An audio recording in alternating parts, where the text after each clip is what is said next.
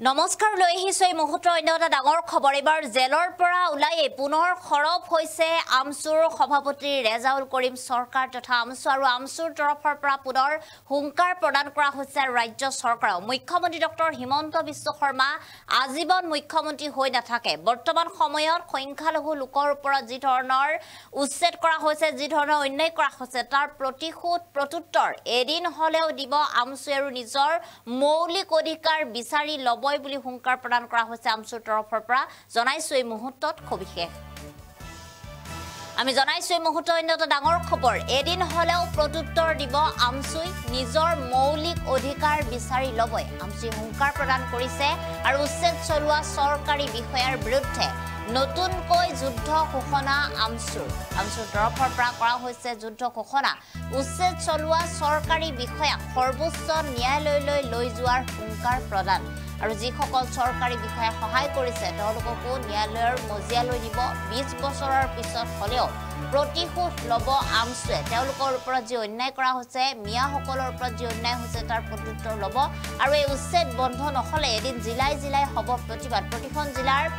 সংখ্যালঘু লোকক আহ্বান কৰা হ'ব আৰু সকলো সংখ্যালঘু লোক আমচুৰ নেতৃত্বত ওলাই আহি মুখ্যমন্ত্ৰীৰ বিৰুদ্ধে চৰকাৰৰ বিৰুদ্ধে কৰিব ভয়াৱহ গণতান্ত্ৰিক প্ৰতিবাদ আমচুৰ সভাপতি ৰেজাউল কৰিম চৰকাৰৰ তৰফৰ পৰা এই কথা ঘোষণা কৰা দেখিবলৈ পোৱা গৈছে আৰু এইবাৰ ক্ৰমান্বয়ে সাহস বৃদ্ধি পোৱা দেখিবলৈ পোৱা গৈছে এতিয়া আমচুৰ কালিৰ দিনটোৰ ভিতৰত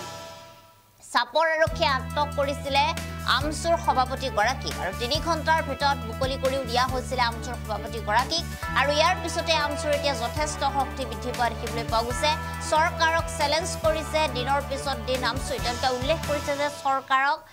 যি তেওঁলোকৰ তৰফৰ পৰা উচ্ছেদ কৰা হৈছে সংখ্যালঘু লোকৰ ওপৰত যি উচ্ছেদ কৰা হৈছে সেই উচ্ছেদ অমানৱীয়ভাৱে হৈছে এই কথা আমি উল্লেখ কৰি আহিছো এই উচ্ছেদ বন্ধ কৰিব লাগে যি ধৰণে ধুবুৰীৰ পৰা আৰম্ভ কৰি বিলাসী পাৰালৈকে উচ্ছেদ কৰা হৈছে সংখ্যালঘু লোকক সেই উচ্ছেদৰ যিসকল চৰকাৰী বিষয়া আছিল তেওঁলোকক এদিন হলেও ন্যায়ালয় মজিয়ালৈ নিয়া হ'ব 20 বছৰৰ পিছত হলেও তেওঁলোকক জেলত দিয়া হ'ব বুলি উল্লেখ কৰিছে আৰু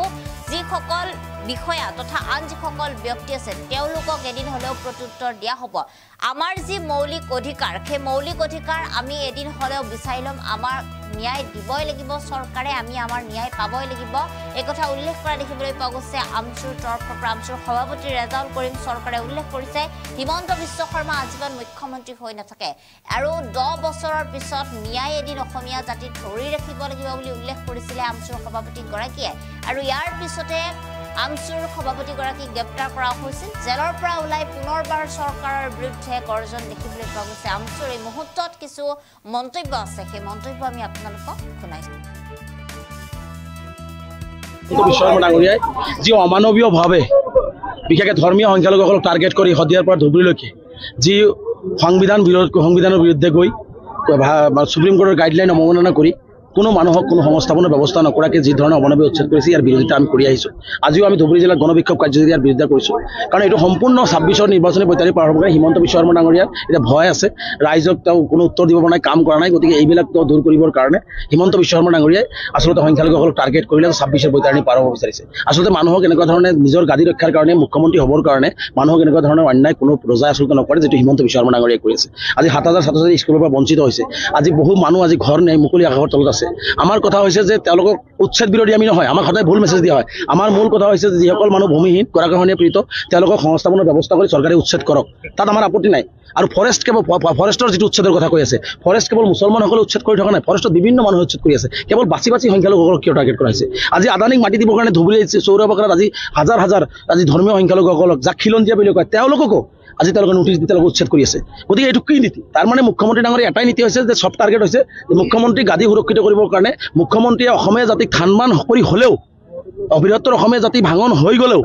হিন্দু মুছলমান কৰি তেওঁ গাদী ৰক্ষা কৰিবৰ কাৰণে মুছলমানসকলক টাৰ্গেট কৰিছে এইটো বন্ধ কৰিব লাগে আমাৰ কথা হৈছে আমি ভূমিহীন মানুহে ভূমি পাব লাগে গৰাখহনীয়া পীড়িত ভূমি পাব লাগে বসুন্ধৰাত আমাৰ মানুহখিনি মাটি দিয়াৰ ব্যৱস্থা গ্ৰহণ কৰিব লাগে আৰু যিসকলক উচ্ছেদ কৰিছে তেওঁলোকক সংস্থাপনৰ ব্যৱস্থা গ্ৰহণ কৰিব লাগে আৰু যি ধুবুৰী জিলাত যি আৰু নতুনকৈ অধিগ্ৰহণ কৰিবৰ কাৰণে চেষ্টা চলাই আছে এইবিলাক বন্ধ হ'ব লাগে আজি ধুবুৰী জিলাত ইয়াৰ বৃহৎ প্ৰতিবাদ আপোনালোকে দেখিছে আমি এই প্ৰতিবাদ আমি কলিয়াবৰ আৰু নগত আমি এই মাহতে কৰিম পৰৱৰ্তী পৰ্যায়ত মুখ্যমন্ত্ৰী ডাঙৰীয়া যি সংখ্যালঘুৰ ওপৰত এই নিৰ্মম অত্যাচাৰ গুলী চালি মানুহক হত্যা কৰা মানুহৰ ভূমি কাঢ়ি লৈ মুখৰ ভাত কাঢ়ি লোৱা স্কুল কাঢ়ি লোৱা কামবিলাক যদি হিমন্ত বিশ্ব শৰ্মা বন্ধ নকৰে এটা দিনত সকলো ৰাইজক আহ্বান জনাই আমি ৰাজপথত উলিয়াই আনি সকলো ৰাজপথ স্তব্ধ কৰি হ'লেও আমাৰ যি সাংবিধানিক অধিকাৰ মৌলিক অধিকাৰ সেইখিনি আমি কাঢ়ি ল'বলৈ আমি দাবী আমাৰ মূল কথা হৈছে আমি এই অমানৱীয় সংবিধান বিৰোধী সুপ্ৰিম কোৰ্টৰ গাইডলাইন অৱমাননা কৰি যি উচ্ছেদ চলি আছে এইবিলাক বন্ধ হ'ব লাগে প্ৰতিটো ভূমিহীন মানুহৰ লগত আলোচনা কৰি ভূমি দি চৰকাৰে যদি ভূমি লাগে ভূমি দিয়াৰ তাতে সেই উচ্ছেদবিলাক কৰে তাত আমাৰ আপত্তি নাই ফৰেষ্টত যদি উচ্ছেদ কৰিব লাগে ফৰেষ্ট পুৰা খালী হ'ব লাগে তাত বাচি বাচি মুছলমান হ'ব নালাগে আমাৰ সংখ্যালঘুসকলক যি ধৰণে টাৰ্গেট কৰি উচ্ছেদ কৰি আছে যি ধৰণে স্কুলৰ পৰা ল'ৰা ছোৱালীক বঞ্চিত কৰি আছে যি ধৰণে মানুহখিনিক আজি নাখাই মাৰি আছে ত্ৰিপলৰ তলতে ৰাজপথত ৰাখি আছে এইবিলাক বন্ধ কৰিব লাগে আমাৰ কথা হৈছে সন্মানেৰে এওঁসকল ভাৰতীয় নাগৰিক এইসকল ভাৰতৰ বাসিন্দা অসমীয়া নাগৰিক অসমৰ বাসিন্দা গতিকে সন্মানে তেওঁলোকৰ যিখিনি সাংবিধানিক অধিকাৰ সেইখিনি মুখ্যমন্ত্ৰী হিচাপে দিব লাগিব আৰু এইখিনি আমাৰ দাবী আৰু সেইখিনি নিদিলে পৰৱৰ্তী পৰ্যায়ত মুখ্যমন্ত্ৰীয়ে ভয়াৱহ গণতান্ত্ৰিক আন্দোলনৰ মুখামুখি আমচু উৎকাৰ হ'বৰ কাৰণে সাজু থাকিবৰ কাৰণে মুখ্যমন্ত্ৰী চাওক এতিয়ালৈকে আমি এনেকৈ লোৱা নাই আমাৰ জনসভাবিলাক আমি এতিয়া কৰি আছোঁ ৰাইজক আমি সজাগ কৰি আছোঁ আমি এটা দিনত অসমৰ প্ৰত্যেকখন জিলাত আমি ৰাজপথত ওলাই আহিম আমাৰ সাংবিধানিক অধিকাৰ ৰক্ষাৰ কাৰণে সংবিধান ৰক্ষাৰ কাৰণে গণতন্ত্ৰ ৰক্ষাৰ কাৰণে আৰু সংখ্যালঘুসকলৰ ওপৰত যি নিৰ্মম অত্যাচাৰ এইবোৰ বন্ধ কৰাৰ দাবীত আমি এটা দিনত ওলাই আহিম